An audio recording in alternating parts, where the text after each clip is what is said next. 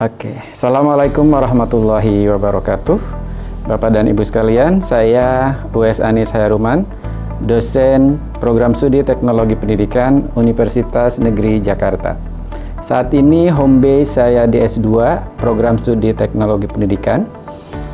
Dalam kaitan video praktek mengajar, saya akan menggambarkan bagaimana proses pembelajaran yang saya lakukan pada mata kuliah Desain Pembelajaran Daring. Mata kuliah ini berjumlah 3 SKS, ditujukan untuk mahasiswa S2 Program Studi Teknologi Pendidikan. Capaian pembelajaran mata kuliah paling akhir atau terminal learning outcome untuk mata kuliah ini adalah saya mencoba ingin mahasiswa itu mampu merancang sistem pembelajaran daring untuk konteks pendidikan tertentu atau untuk konteks tertentu, baik pelatihan, non-pelatihan, persekolahan, dengan menggunakan salah satu model desain sistem pembelajaran tertentu dan juga model pedagogik tertentu.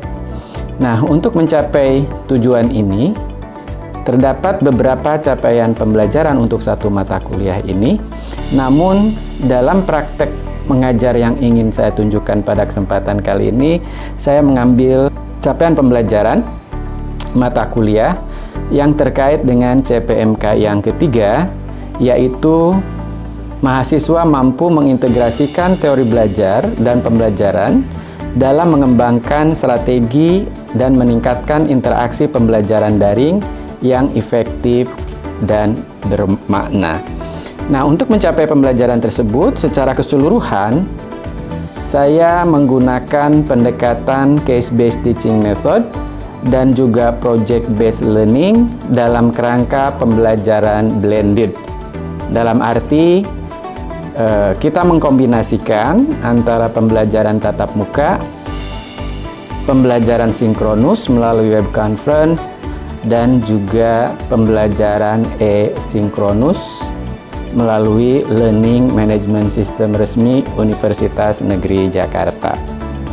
Nah, dalam video praktek pembelajaran ini, saya ingin menggambarkan bagaimana proses pembelajaran yang terjadi pada pembelajaran tatap muka, khusus untuk capaian pembelajaran mata kuliah yang ketiga. Nah, dalam hal ini, sub capaian pembelajaran di mana mahasiswa diharapkan mampu mengembangkan model aktivitas belajar dan teknologi pembelajaran untuk meningkatkan keterlibatan aktif mahasiswa dalam pembelajaran daring. Nah, dalam konteks ini saya perkenalkan kepada mereka untuk mengaplikasikan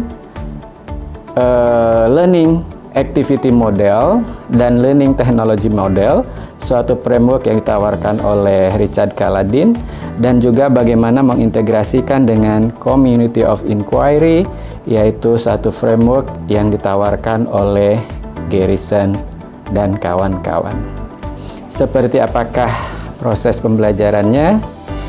Mari saya akan tunjukkan dalam sesi berikut. Terima kasih. Warahmatullahi wabarakatuh. Selamat siang kawan-kawan semua. Kita jumpa lagi di dalam mata kuliah kita yang kita banggakan, yaitu desain pembelajaran daring. Ya. Oke, kawan-kawan sekalian, saya sangat senang bahwa sebelum ini kalian telah belajar di Learning Management System ya, terkait dengan pembelajaran daring. Beberapa hal yang telah dipelajari akan kita kembali lihat lagi dalam pertemuan yang akan kita laksanakan pada kesempatan kali ini. Kemarin kita sudah bahas tentang pembelajaran sinkronus dan juga e-sinkronus, dan dalam kesempatan kali ini kita akan lebih fokus pada pembelajaran e-sinkronus. Oke, masih ada yang ingat tentang pembelajaran e-sinkronus itu kira-kira seperti apa?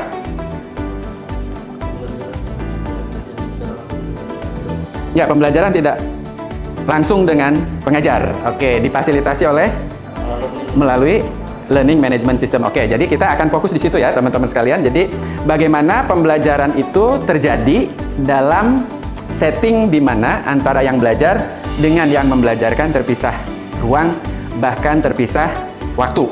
Nah, oleh karena itu difasilitasi oleh teknologi asinkronus ya, yang kita sebut dengan learning and content management system atau dengan LMS ya.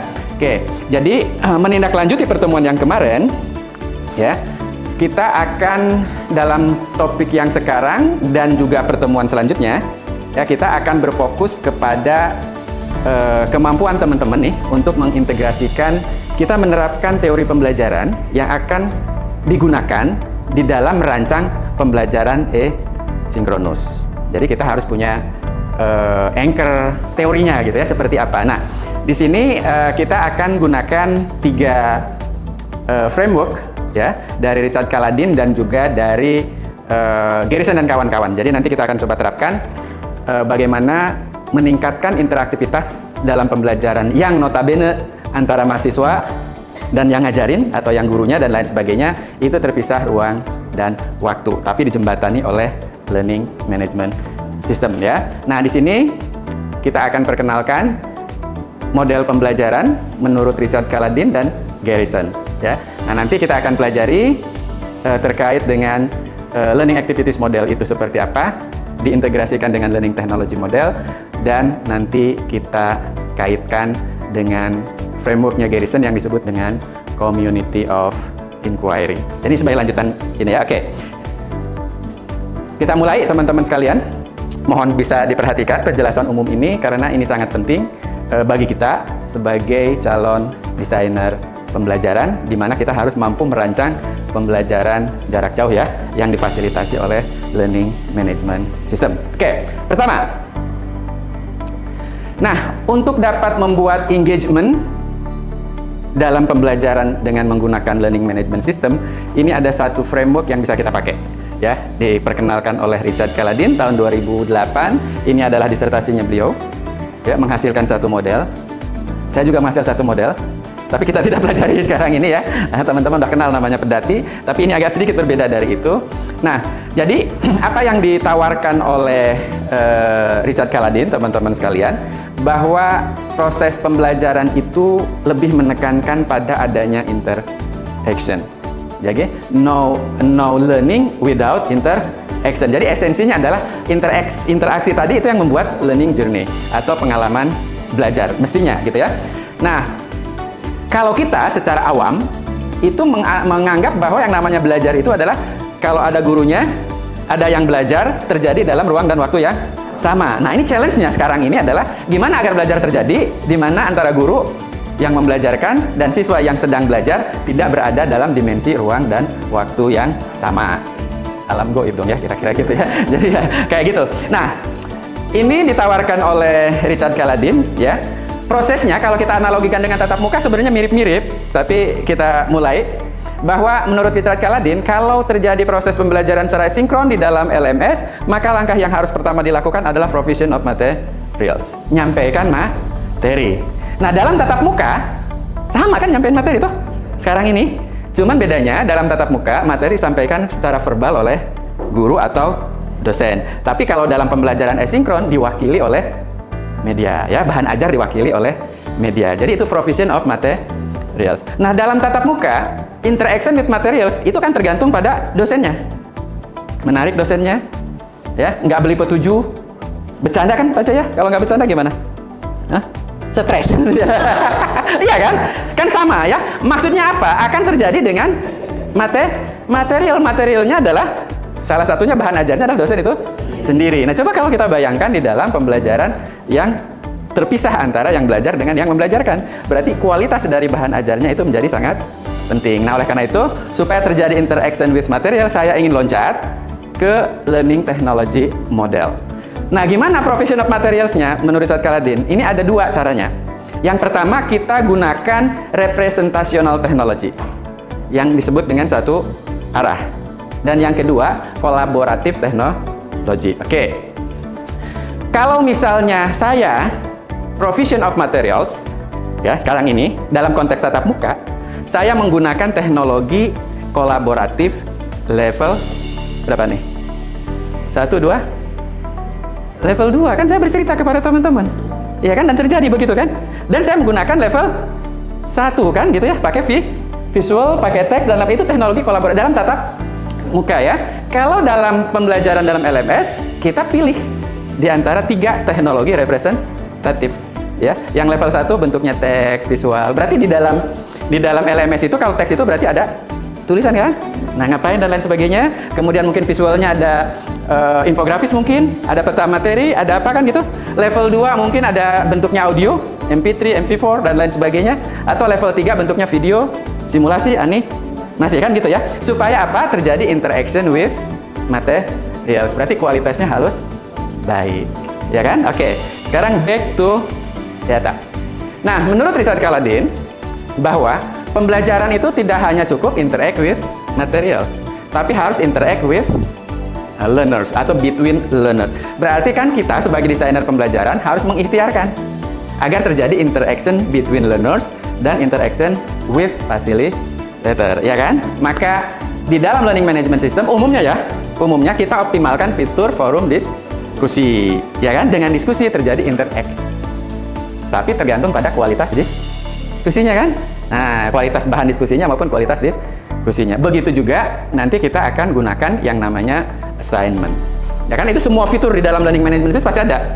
Assignment sama, itu akan tergantung pada kualitas assignment-nya dan juga tergantung pada kualitas bagaimana memfasilitasi assignment-nya.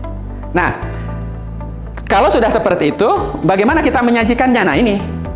Maka kita pakai rumusnya Garrison dan kawan-kawan. Kita sebut dengan community of inquiry. Ya, kalau bahasa orang Arab sebutnya majelis taklim. Tuh, Cak orang Arab kan? Community of inquiry itu artinya apa? Majelis taklim. Iya kan, ada satu community di situ, majelis yang sedang inquiry, dalam bahasa Arab taklim. Itu kan emak-emak kan? Ya kan? Nah, menurut Garrison dan kawan-kawan teman-teman sekalian, ketika kita terjadi proses pembelajaran yang terpisah ruang dan waktu, orang awam menganggap tidak ada kehadiran. Ya dah? Ya dah? Tapi menurut Garrison ada kehadiran yang disebut dengan social presence, cognitive presence, dan juga teaching presence. Artinya, kalau kita sudah sebagai desainer pembelajaran mengupayakan agar terjadi social presence dan juga cognitive presence, artinya kita sedang belajar. Gitu ya. Oke, kita lihat contohnya ya. Sebelum nanti kita akan coba praktekkan bagaimana mendesainnya. Ya, kita lihat contohnya. Kita buka LMS-nya kita. Oke. Semoga internetnya lancar ya. Lancar banget sih kayaknya. Oke. Hebat banget kita. Masuk Fakultas Ilmu Pendidikan. Oke. Magister Teknologi Pendidikan aja yang S2. Kita buka desain pembelajaran daring, mungkin yang ini ya. Contoh ya. Oke, coba kita lihat. Nah, kita lihat ya teman-teman sekalian. Oke, coba kita perhatikan di depan. Ini kan LMS masuk dalam satu topik. Itu artinya kan mahasiswa kan masuk ke fakultas tadi ya, masuk ke program studi, masuk ke mata kuliah, masuk ke ruang kelas itu kan. Nah, cuman tidak seperti ini. Nah, saya sebagai dosen, which is itu adalah instructional designer, harus mendesain di dalam sini kan. Oke, maka saya harus mendesain itu provision of materials dulu. Ya toh, provision of materials berarti memberikan materi. Pertama yang berikan materi itu kan bikin judul. Ini judul ya teman-teman sekalian, bikin judul. Coba teman-teman perhatikan ya. Ini sengaja saya desain dengan prinsip yang tadi ya, community of inquiry dan juga teknologi activities model dan juga learning technology model ini ya. Nah, coba teman-teman perhatikan. Kenapa saya kasih judulnya dengan gaya interrogatif, bukan deklaratif, bukan deskriptif. Ya, coba saya kasih judul What is e-learning and how do instructional designers work? Ada yang bisa jawab kenapa? Ega, kenapa?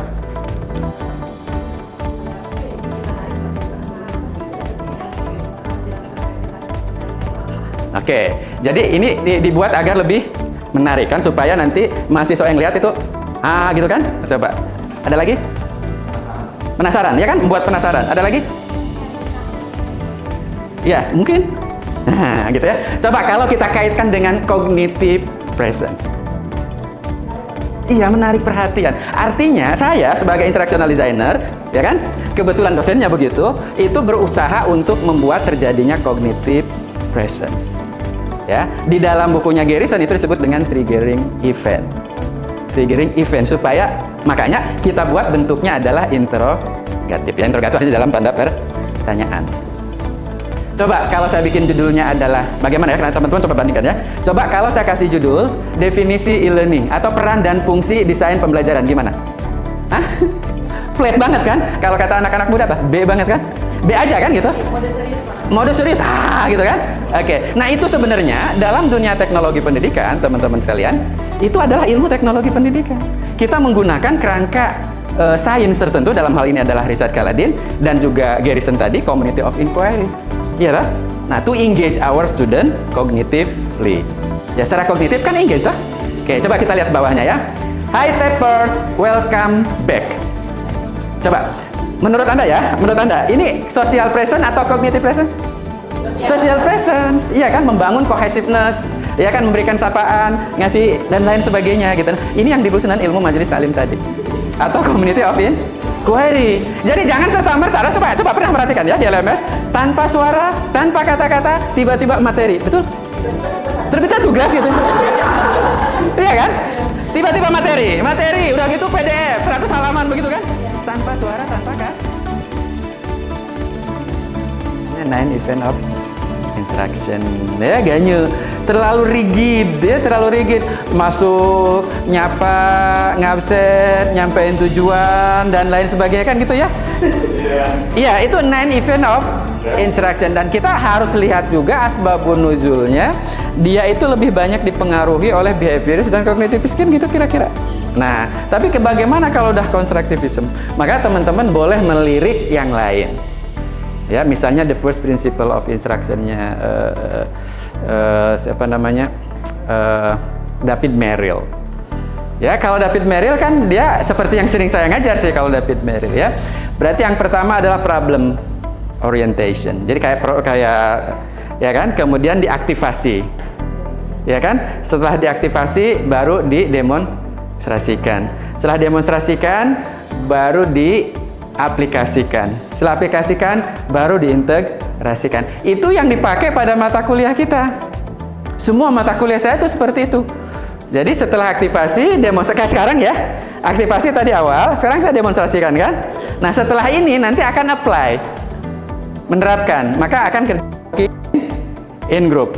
Nanti kalau integrate, saya bikin project kan di akhir mata kuliah ini, ya. Nah dikasih project supaya menghasilkan itu menerapkan prinsip daripada David Merrill. Nah, bagaimana nanti di sini nih di yang apa tadi, yang asinkron tadi untuk satu topik? Maka pertama angkat kasus, ya kan gitu, activate di dalam pembahasan di sana ya. Dengan teman-teman silahkan gabungkan itu social, cognitive, and teaching presence-nya. Kemudian nanti dikasih tugas untuk mengaplikasikan kan gitu, atau di tugas yang lebih kompleks untuk mengintegrasikan. Artinya David Merrill dengan 5 sintak besar tadi itu applicable untuk kita terapkan di pembelajaran asinkronus. Masuk akal juga kan? Udah pernah baca bukunya? Belum? Waduh, gimana David Merrill ya? Oke, ada pertanyaan, Dek? Lagi? Oke. Ya, silakan.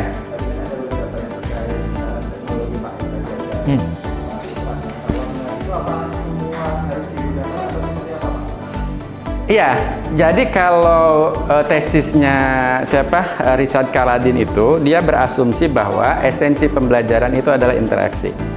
Oke. Kalau misalnya interaksi itu hanya dengan konten, ya bisa saja karena ada orang otodidak bisa menguaskan. Nah, tapi agar pengalaman dia lebih holistik, lebih utuh. 1 menit lebih sejam cukup? Hah? Apa 10 menit atau berapa? Ya, jadi case-nya boleh teman-teman pilih, ya, pilih sendiri ya. Tapi itu terkait dengan mata pelajaran atau mata kuliah. Oke, silahkan.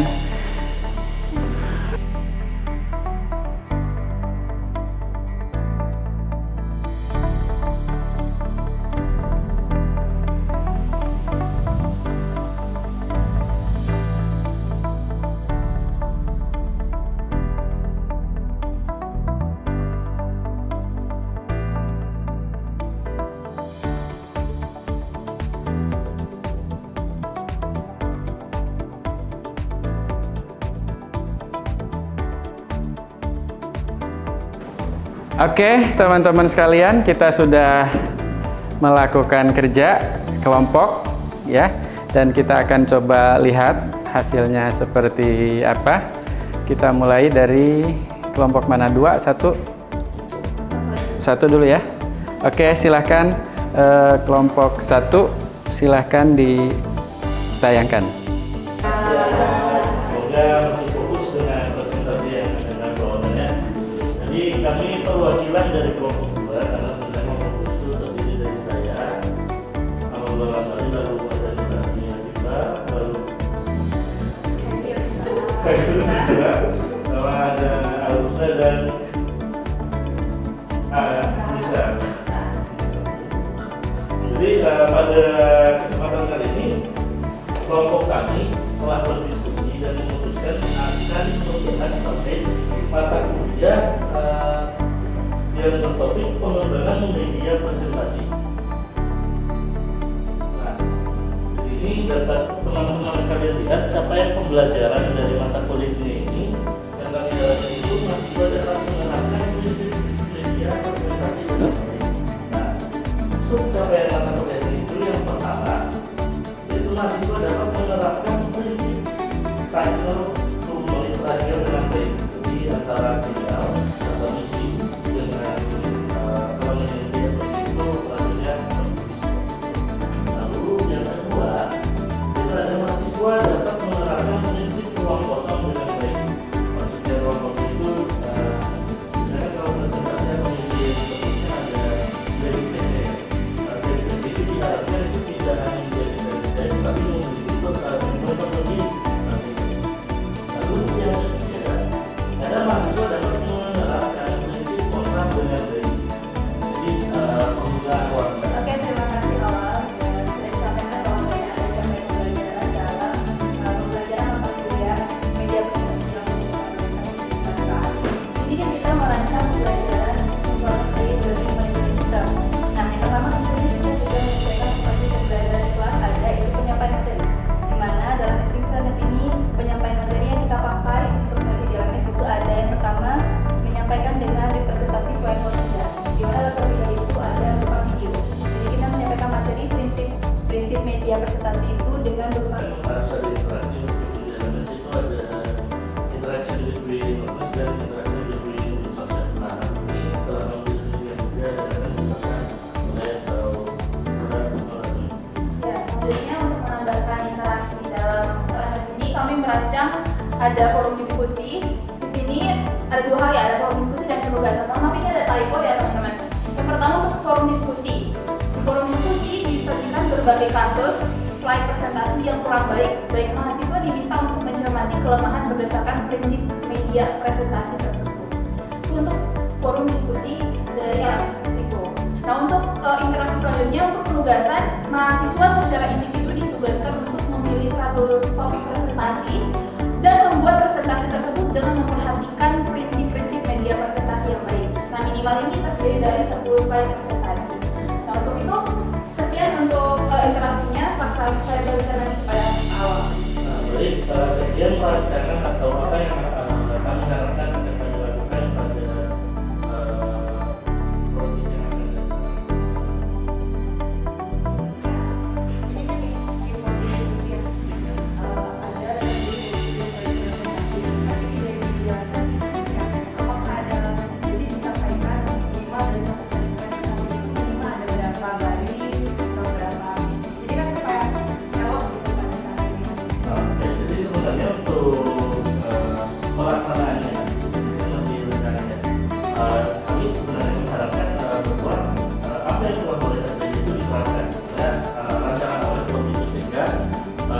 penggunaan terdiri dari 10 slide presentasi ini sebenarnya bisa berubah. Karena pasti dalam pembuatan presentasi, apalagi PowerPoint seperti itu, pasti akan ada bertemu dengan aturan ulang-ulang. Jadi per dari cuma ada boleh 6 poin. Nah itu nanti tergantung dari apa yang mereka berikan. Jadi sebenarnya tidak membuat bisa kurang juga sih.